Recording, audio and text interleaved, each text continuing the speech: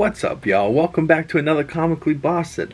I'm sorry over the weekend I didn't get to post a Lego video for you guys, but my doggy bit my finger, and I'm also puppy watching one of my mom's friend's dogs, so now we have a second dog in the house, so it's been a little bit of a weekend. So I didn't get a chance to get over to the Lego store, but I did get a chance to go see Indiana Jones and the Dial of Destiny.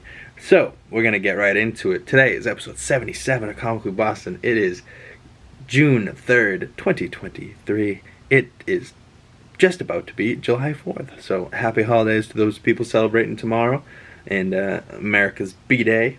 But today we're going to be talking a little bit about Captain America 4. They just wrapped shooting Brave New World. Good for them. Sam Wilson, can't wait to see him back as Captain America. Anthony Mackie doing his thing. I liked his suit in the last one, so we'll see him get an upgraded suit, I'm sure. Also, Deadpool 3 news. More and more things keep coming out, and I wish I didn't see this, but also I can't unsee it because everyone's been wanting Channing Tatum to be Gambit for the longest of time, and now there are reports that Deadpool is bringing in, Halle Berry, all these old X-Men actors. It's already got Hugh Jackman for sure. And now it might bring back Channing Tatum for some scenes as Gambit. Finally fulfilling that long line fantasy dream, that we've had. So, that's exciting stuff too. And real quick before we get into the Indiana Jones, go check out my trailer breakdown of Dune Part 2, my reaction at least. That movie I'm so excited for. Just Paul Atreides doing his damn thing, and just the parallels between him and Austin Butler here holding the knife. I'm all excited about that, and I'm curious about this ginormous explosion. But I really can't wait to force myself to see this on the big screen and just see the visuals that Denis Villeneuve does, and just incredible stuff, incredible stuff. I really loved the first one, so I'm super excited for the second one. But I was on Twitter the other day and arguing with this one dude because I left, a good review pretty much about Dial of Destiny, Indiana Jones 5, and he was like, well, the Rotten Tomatoes score said it was crap, which is at 68% with an audience score of 89, so that's still not that bad a score considering, but I always go from the audience score. If the audiences are enjoying it, it's not as bad as the critics say, and critics are the worst. I have constantly seen movies that with terrible Rotten Tomato scores and critics saying it's terrible, and then I've gone and seen it and I've liked it immensely, so I just always think when approaching a movie, regardless of how many people hate it and all the reviews you're getting, it is up to you to go see a movie for yourself and see if the critics were right or if they were dead wrong. And I find that they're dead wrong 90% of the time. There's only a few people like Brandon Davis over at Comic Book or Eric Voss over at New Rockstars where I find their opinions on movies are closer to mine, but I don't necessarily agree with them 100%, but I don't need to. I'm my own person. I have my own opinions on things. I have my own experience watching a movie. Maybe their theater had some annoying people in it. My theater was quiet. Maybe my theater had zealous fans that were excited, so jokes were hitting, people were having fun. Maybe they were in a theater with a bunch of critics wanting to hate the movie. Some people go see movies just to hate them. I was in Indiana Jones loving it in the back row. There was a couple in front of me, this young boy and girl, not even watching the movie. They're just texting the whole time, talking, and then they left right before the end. I was like, so you're not even going to see how it ends? You're just going to, I'm good, just peace? Like, what? I can't understand that. Like, if I'm there for a movie, I'm watching the whole movie, and then I'll leave. Like, I'm not just going to sit there, not watch it the whole time, and then just get up right before the end. Like, okay. It just seems so counterproductive with your time, but regardless, Indiana Jones, go check it out for yourself. Don't rely on Rotten Tomatoes or critics on Twitter or YouTube, and don't let my opinion of a movie sway you either. Go see it for yourself and check it out and see if you enjoyed it. You might not, but you might enjoy it like I did. I just enjoy the adventure films. Something about Harrison Ford I've always liked, and he's just a badass guy. He's just got a great attitude. And by that I mean he has attitude. Like, he's just a funny guy. But every interview I ever see with him, he's a goofball, but he's like just got this old man energy now where he's just like, Oh, God, I don't want to do press. I don't care. Like, I just wanted to get a check, and that's why I did this movie. You know, and you're like, oh, did you really, though? You kind of like being Indiana Jones. I know he does. But I really did enjoy this movie, and I gotta say, ranking them, you know, from 1981, Raiders of the Lost Ark, Temple of Doom in 84, The Last Crusade in 89, and then skipping ahead to Kingdom of the Crystal Skull in 2008, and then all these years later in 2023, Dial of Destiny coming out.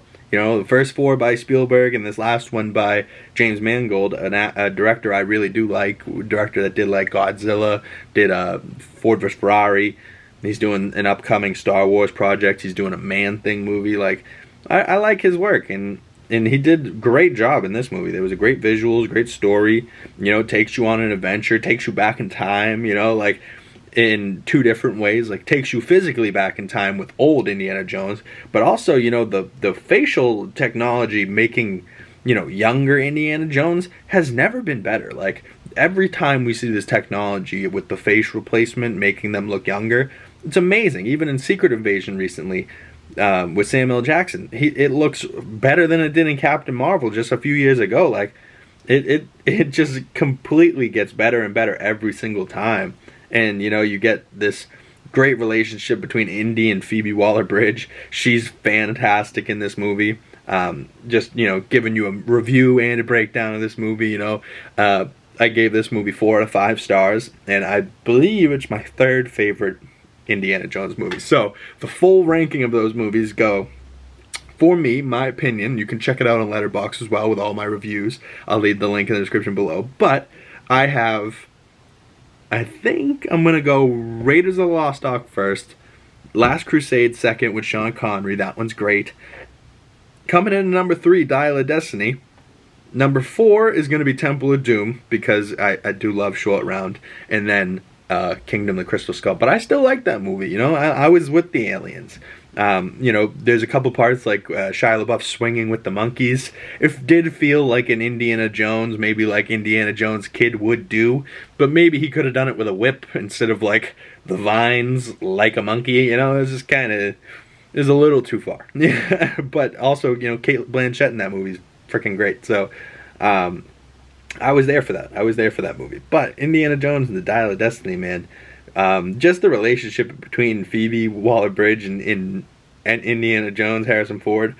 Oh, they kill it. And I think this is Mads Mikkelsen. I can probably double check that. But him, just something about going back and just fighting Nazis, you know, like Indy's probably, you know, in the canon timeline of Indiana Jones. I'm pretty sure it's still like 1969 in this movie. You know, it's not 2023. And Indiana Jones himself is like probably 90 or something, like 80 years old, and like Harrison Ford's 80, still doing this shit, and he's not. And this isn't like his last role. Like he's in Captain America 4. Like there's a lot of things this man's still doing. He's cashing in those checks, but you know, maybe the last time we see Indiana Jones, he did say this was the last time he would, but the way they ended this, it still left the door open. You know, like his hat is out on a clothespin rack, and he goes and grabs it. He didn't leave it hanging up. So, you know, if he was done, maybe they would have left it hanging up. But instead, he grabbed his hat. He's still got to go on another adventure. And, you know, that's kind of been the whole Indiana Jones thing. Like, this guy just can't stop, you know, going on these crazy adventures and having crazy shit happen to him. And this one's really the culmination of that. He's like, I've seen a lot of shit, you know, and there was a few parts that made me really laugh. And, you know, and Antonio Banderas, I think, is in this movie for a little bit. Like, just go check it out. This one's real good. Like, it got a great cast. The child actor in this, Teddy, kills it. I don't know his real name, but the character Teddy, he was great. You know, I really enjoyed him. And, you know, seeing a young Harrison Ford as an old Harrison Ford kind of threw me off for a second. But then you're like, all right, it does look pretty damn good. But it was funny because, like, it was younger Harrison Ford's face, but it still had, like, that old Harrison Ford voice. He didn't really try to change it to make it sound younger at all. I don't think he could, even if he wanted to. He's just, I'm an old man. You know, he's got the deep, I'm an old man. I don't care. You know, like... But he is funny in these movies, man. Like, he gets the humor, but the action, like, And then, like, there was some great action scenes, like on the little scooter whipping through the town, you know, like, yeah, I felt very Ford versus Ferrari action shots, you know. And then there was plane shots, there's underwater scenes. There's just a lot going on in this movie, and there was a huge budget on this. I think it's like $300 million, and it was shot through COVID and stuff. So it was amazing that this movie even got done. But comment below, what is your ranking in the Indiana Jones movie? 1 to 5, what are you ranking them? And stay tuned, because I'm starting to watch the Mission Impossible movies, because in 2 weeks, Mission Impossible 6, 5, 7? I don't know. Dead Reckoning comes out soon. I think it's 7, actually. Wow. Oof, I gotta start 1 tomorrow. So, Indiana Jones in the Dial of Destiny wraps my Indiana Jones movie rewatches, my movie reviews, my movie experiences, and I honestly really liked it. Stay tuned for Thursday this upcoming week. We're going to talk Secret Invasion Episode 3. Stay tuned for that, and more movie reviews will be coming your way. And I'm going to try and get a Lego video for the people that want those. I know there's probably one person that would like to see me continue to do the Lego videos, but, you know, maybe I will, maybe I won't. And maybe I'll just hang out with the dog and get bit some more. So, I would show you the cut, but it's kind of gnarly. He got me on this side and on this side, and it's the same figure he bit when he was a puppy. So, and, you know, do you blame the dog or do you blame me? It's 50-50, you know. I'm caring, and I would not like my dog to choke on whatever's in his mouth. But now I'm just learning, you know what, fine, screw you. You're going to swallow whatever's in your mouth, and you're going to die, and I'm not going to get bitten again. You know, like, I should have maybe gone in with, like, gloves or something, but I just kind of was tired. It was late at night, flipped him upside down, and he kind of dropped whatever he had in his mouth, but just got me real quick. And it's not as bad as the first one, but it hurt for a quick second, you know. And but I'm good. So stay tuned and comment below, please. I really want to engage with some Indiana Jones fans. You know, going back and rewatching all these movies really made me realize that I love Spielberg as a director, but I love Harrison Ford as an actor, and these Indiana adventure movies feel great. And this 5th one, even though it's not Spielberg, it still feels exactly like the other ones. It feels like another piece of Indiana Jones's journey, you know, and it's continuing this crazy saga of events that have happened to this poor man. You know, like, he's just gone through a lot, and he's seen a lot, and he says that in the movie. You know, it's funny hearing it and seeing all the little nods and references back to things that happened in the original trilogy and even happened in Kingdom of the Crystal Skull. You know, they kind of reference Shia. You know, I think they didn't want him in this movie, but, you know, they still kind of wrote the character's story still, you know, and unfortunate events that happened to him. But, you know, it's actually a pretty big, you know, character building moment for Indiana Jones and Marion, you know. So, but Harrison Ford, getting old, he probably can't do another one of these, and I really don't know if I would want to see Phoebe Waller-Bridge continue on these adventures, like continue the Indiana Jones movies, but as Wombat Jones or something. I don't know. I don't know. She was great, but I don't know if I want to see another Indy movie. You know, 5, cut it. You know, like exactly what Fast and the Furious should have done. Cut it at 5, and then they would have just ended on a really good note.